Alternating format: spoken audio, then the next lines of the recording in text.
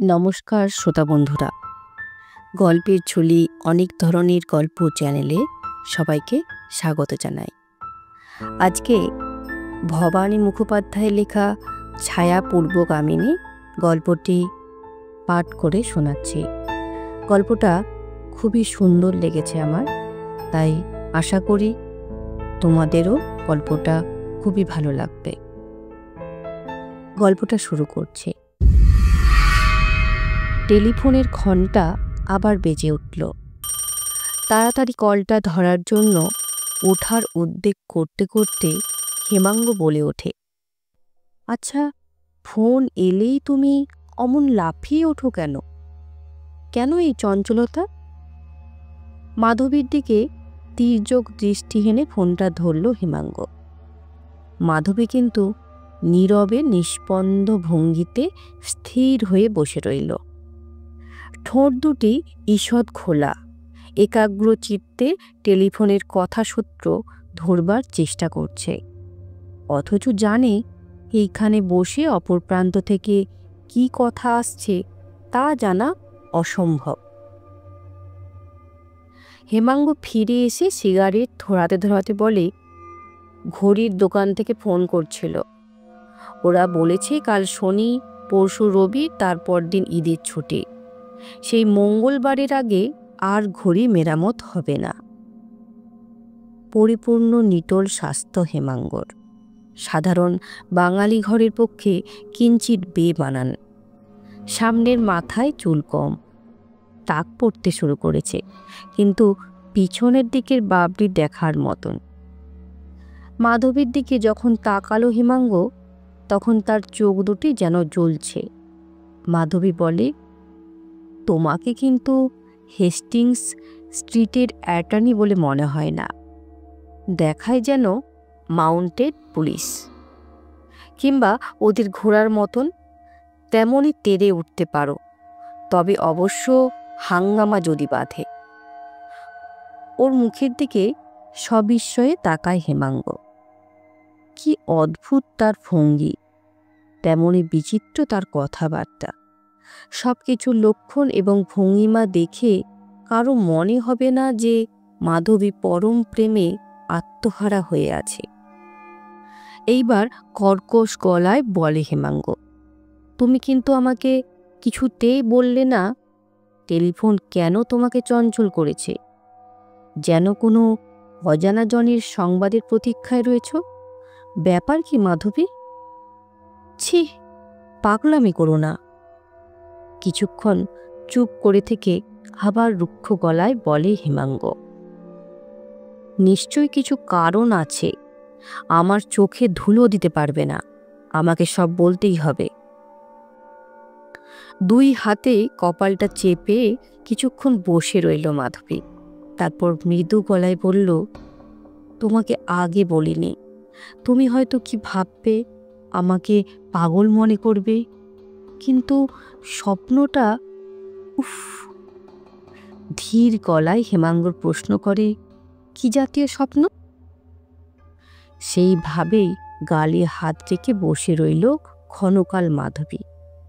তারপর যেন আত্মকথনের ভঙ্গিতে টেবিলের উপর দৃষ্টি রেখে ক্ষীণ কণ্ঠে বলল, হয়তো অদ্ভুত মনে হবে, কিন্তু ভোরের দিকে স্বপ্ন দেখলাম, যেন আমার ছোট ভাই নীলু আমার বিছানার ধারে এসে বসেছে।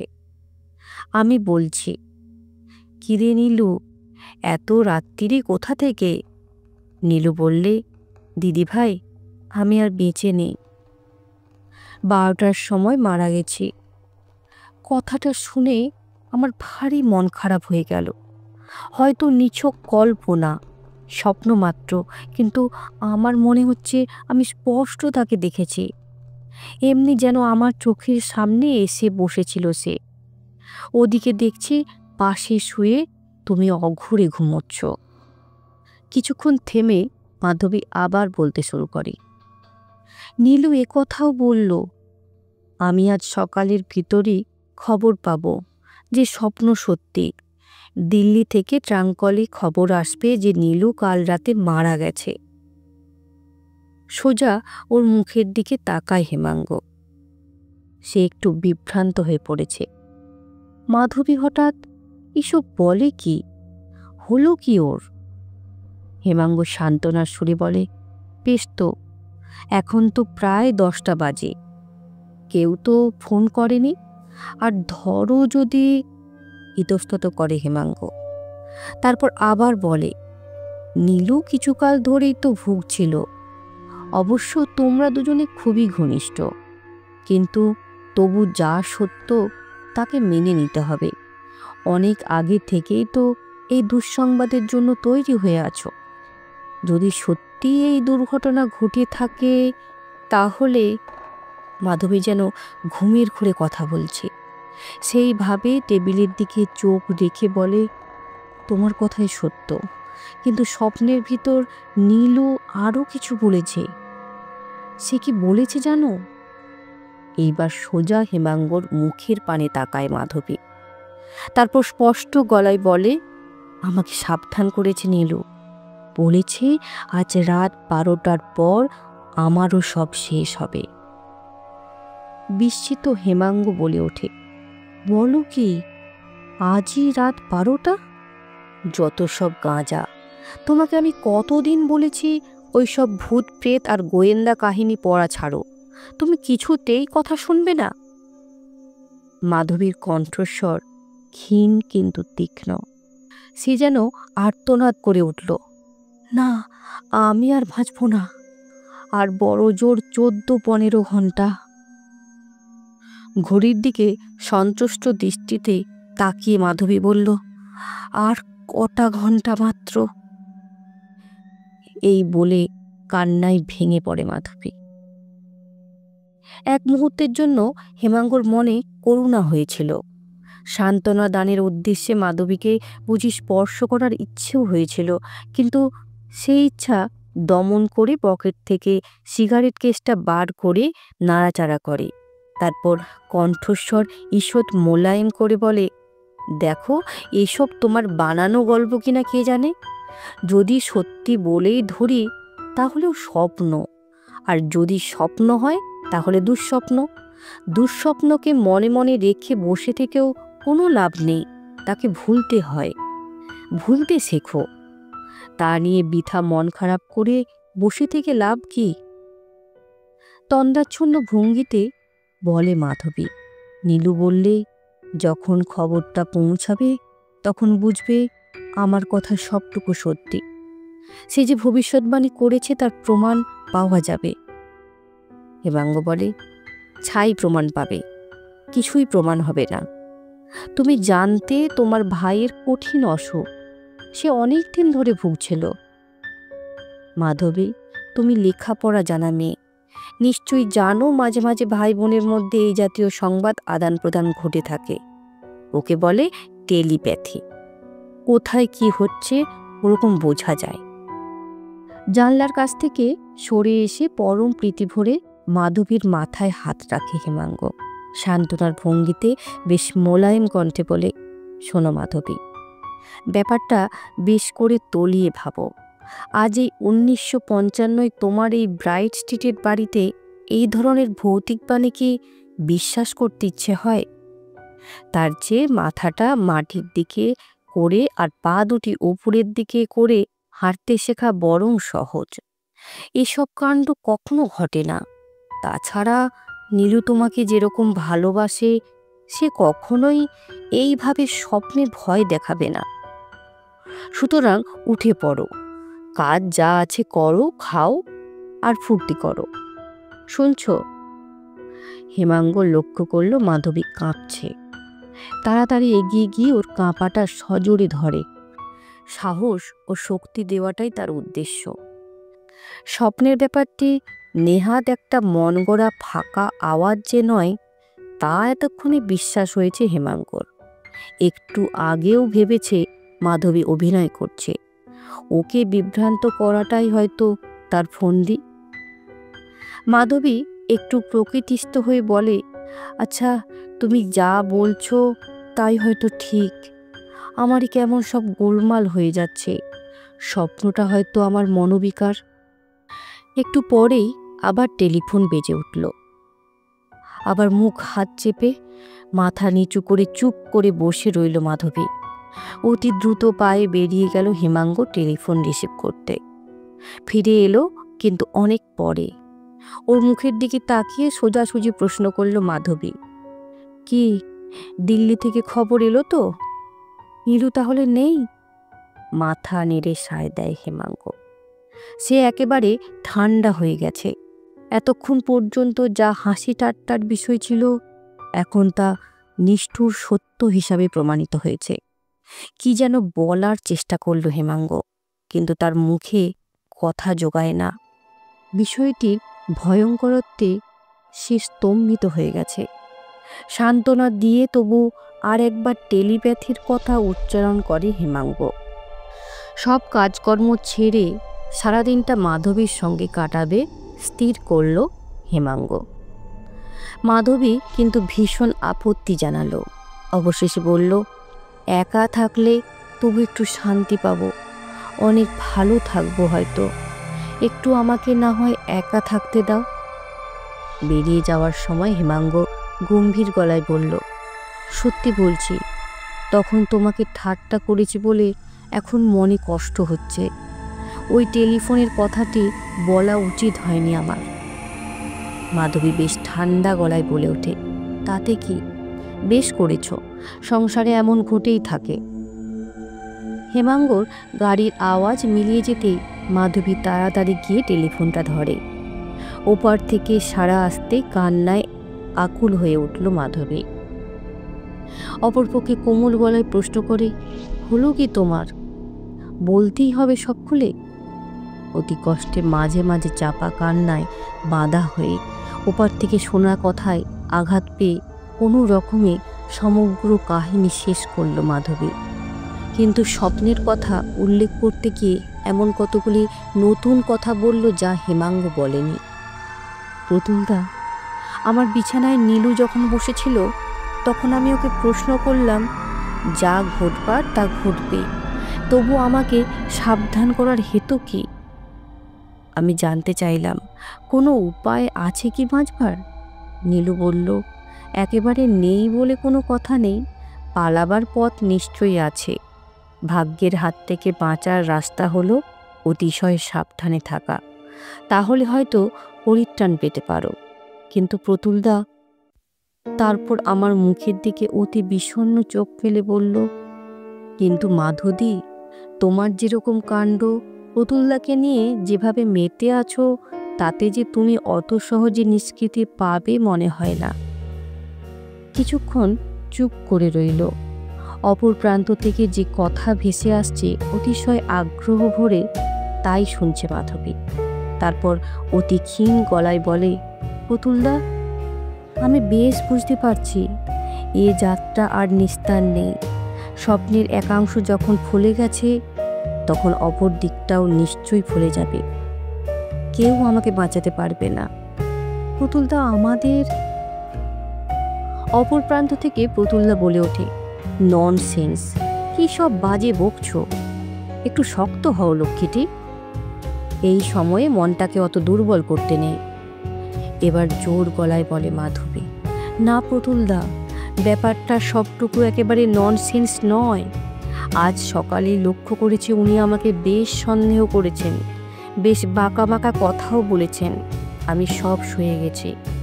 এমনকি এই ইঙ্গিতও করেছেন যে কোনো ভালোবাসার জনের ফোন পাওয়ার জন্য আমি উন্মুখ হয়ে আছি। এরপর আর কি বলবে? ও বাবা, এত সব কাণ্ড ঘটেছে? হ্যাঁ, সেই জন্যেই আমি বিশ্বাস করছি যে নীলুর ব্যাপারটা নিছক উড়িয়ে দেওয়ার মতন নয়। পুতুল বলল, কিন্তু মাধবী, আমি না হয় ধরছি নীলুর কথাই ঠিক, তবু জিনিসটা অবিশ্বাস্য। ধরো আমাদের এই ব্যাপার হেমাঙ্গ জানল, তা সে কি তোমাকে খুন করবে? অন্তত তুমি তো সেই কথাই বলছো। জানি না কি করবে না করবে, শুধু এইটুকু বুঝেছি আমার ভয় হয়েছে, ভীষণ ভয়। আজ আর আমাদের দেখা করার দরকার নেই।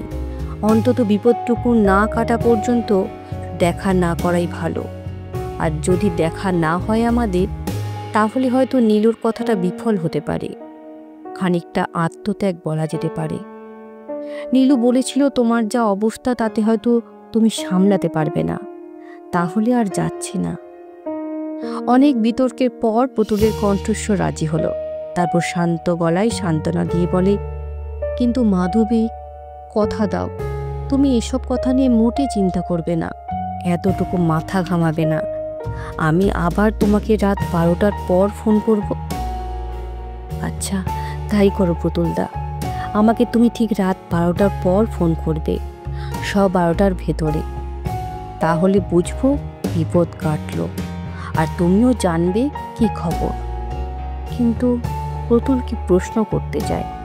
মাধবী তাড়াতাড়ি বলে, কোনো ভয় নেই, একবার শুলেই ওর জ্ঞান থাকে না, একেবারে পাথর হয়ে যায়। এমনিতেই এত ঘুম, তাই আজ আবার শনিবার, ক্লাব হয়ে ফিরবে। বুঝতেই পারছো এতটুকু জ্ঞান থাকবে না। ঠিক তাহলে 12টার পর ফোন করবে। তুমি ফোন করো, যদি বুঝতে পারে বলবো রং নাম্বার।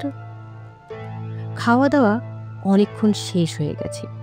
হেমাঙ্গ শুতে গেছে অনেক আগে। আয়নার দিকে তাকিয়ে ড্রেসিং টেবিলে চুপ করে বসে আছে মাধবী। হেমাঙ্গকে অনেক বুঝিয়ে শুতে পাঠানো হয়েছে, কিছুতেই সে শোবে না বলেছিল।